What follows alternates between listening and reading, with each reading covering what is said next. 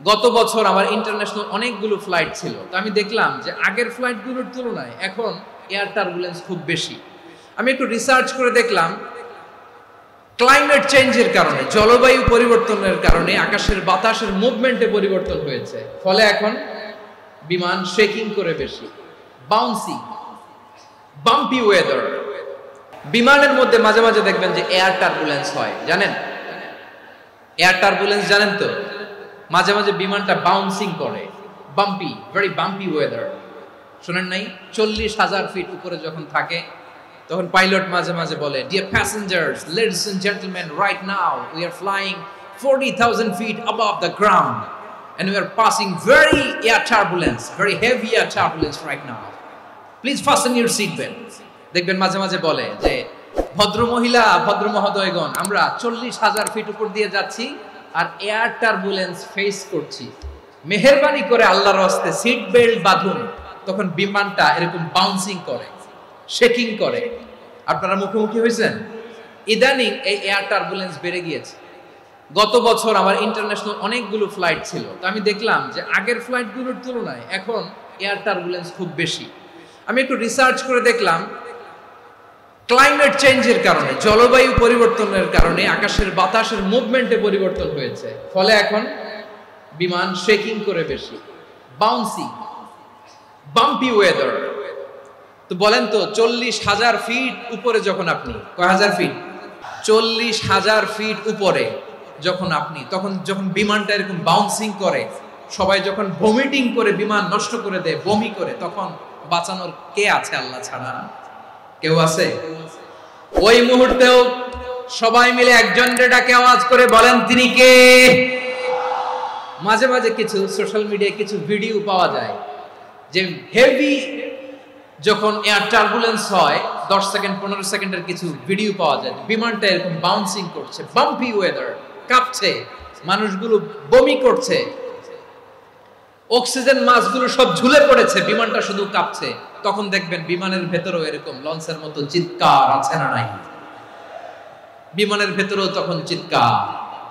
গত বছর Heathrow airport থেকে সিঙ্গাপুর এয়ারলাইন্সের একটা ফ্লাইট, হিথ্রো টু চাঙ্গি, একটা ফ্লাইটে এমন বেশি এয়ার টার্বুলেন্সের শিকার হয়েছিল ওই এয়ারক্রাফটটা, 33 জন যাত্রী সেখানে আহত হয়েছে, একজন যাত্রী নিহত হয়েছে। কেবিন ক্রুজ, এয়ার হোস্টেস যারা আছে, একজনের নাক ফেটে, চোখ ফেটে, কপাল ফেটে, ব্লিডিং হয়ে শয়লা। প্রিয় ভাইরা, 40,000 ফিট উপরে বিমানটা যখন কাঁপবে, তখন আমাদেরকে আল্লাহ ছাড়া আর কেউ বাঁচানোর আছে? এত আসতে বললে হবে? ওই কঠিন মুহূর্তে আমার বাবা আমারে বাঁচাতে পারে, আমার বন্ধু আমারে বাঁচাতে পারে। এই গ্রাউন্ডে, জমিনের বুকে আমার প্রোটোকল, আমার ক্ষমতা, আমার দাম্ভিকতা, কোনো কিছু আমারে বাঁচাতে পারে একজন ছাড়া। চিল্লায় বলতে হবে, তিনি কে? সে আল্লাহ বললেন, গোলাম, আমি বিপদের সময় ঠিকই তোমাদের বাঁচিয়ে দেই। ওই বিমানের ভেতরে 40,000 ফিট উপরে যখন তোমরা এয়ার টার্বুলেন্সের শিকার হও, তখন নাস্তিকও আল্লাহরে ডাকে, হিন্দু আল্লাহরে ডাকে। জোরে বলেন ঠিক কিনা? আবার বিমানটা যখন শান্ত হয়ে যায়, একটু পরেই বিমানের স্ক্রিনের মধ্যে হিন্দি সিনেমা খোঁজে। বিমানের স্ক্রিনে কিন্তু বিশাল ওখানে আফলাম ফিল্মের একেবারে বোঝাই করা। বিমানটা শান্ত হলে আবার হিন্দি সিনেমা দেখা শুরু করে। একটু আগে ডাকছিল কারে? দেখবেন বাংলাদেশে আমাদের ক্রিকেটাররা যখন অন্য কোনো দেশের সাথে খেলে, অনেক সময় এমন হয় বল বাকি একটা, রান দরকার 6টা। বল বাকি কয়টা? রান দরকার।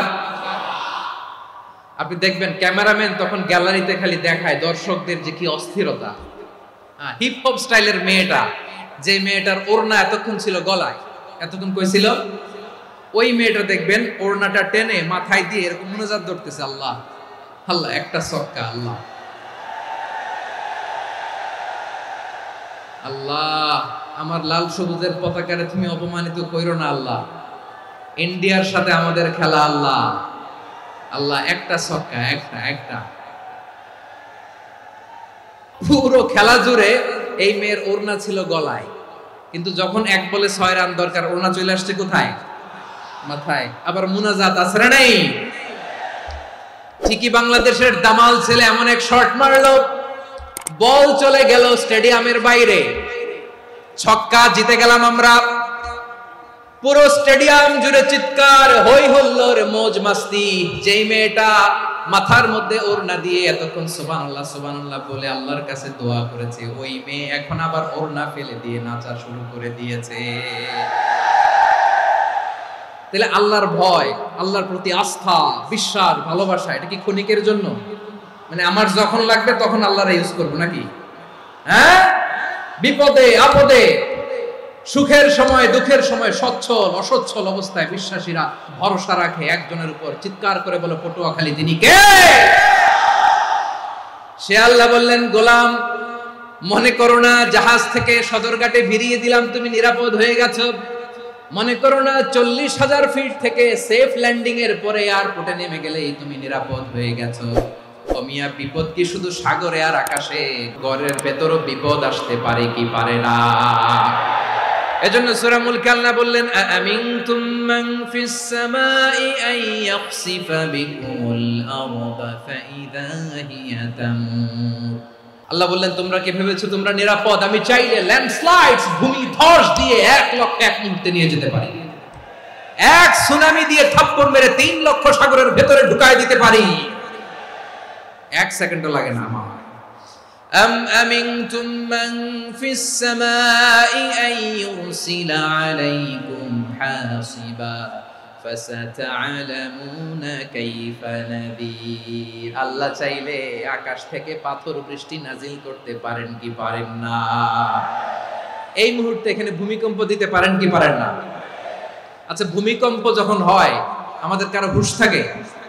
আপনি মনে করছেন আমরা সাধারণ মানুষ, আমরা দৌড় দেই, আর প্রেসিডেন্ট প্রধানমন্ত্রী ওনারা বুঝি খাটে শুয়ে থাকে? ভূমিকম্প, আর্থকোয়েক যদি হয়, বাঁচার জন্য আমরা কি করি?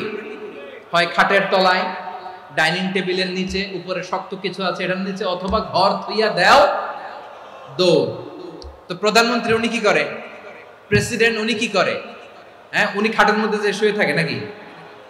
উনিও দৌড়, সাধারণ মানুষও দৌড়, প্রধানমন্ত্রীও দৌড়, বাড়িওয়ালাও দৌড়, ভাড়াটিয়াও দৌড়, সবাই দৌড়। নাকি ভাড়াটিয়ারা বাড়ি থুইয়া দৌড়, বাড়িওয়ালারা আর বেরোয় না? এরকম না। তাহলে যে কোনো মুহূর্তে ভূমিকম্প দিয়ে নাস্তানাবুদ করতে পারে কে? আমার প্রিয় ভাইয়েরা, আমরা নিরাপদ নই, আমরা তার দয়ায় বেঁচে আছি। কার দয়ায়? এজন্য আল্লাহ বললেন, গোলাম যে কোনো মুহূর্তে বিপদ দিয়ে তোমাদেরকে নাস্তানাবুদ করতে পারি। বিশ্বাসী বলে যদি নিজেকে দাবি করো, সব সময় ডাকতে হবে একজন সত্তাকে। বলেন তিনি কে? আপদ থেকে, পরীক্ষা থেকে, ক্যালামিটি থেকে আমাদেরকে কেউ বাঁচাতে পারে না একজন সত্তা ছাড়া। আবারও বলেন তো তিনি কে? এবার আমরা দেখি বিষ্ণু ইসা ইসলামের জীবনে বিপদ আপদ ছিল কিনা। উনি বিপদ আসলে কিভাবে ডিল করতেন, বিপদ আসলে কোন দোয়া পড়তে হয়, কিভাবে ফরিয়াদের হাত উত্তোলন করতে হয়, কিভাবে রবের দরবারে নতজানু হয়ে ফরিয়াদ করতে হয়, এটা জানার দরকার আছে না নাই? আসুন আমরা বিষ্ণু নবীর জীবনী থেকে দেখি বিপদ আসলে উনি কি করতেন।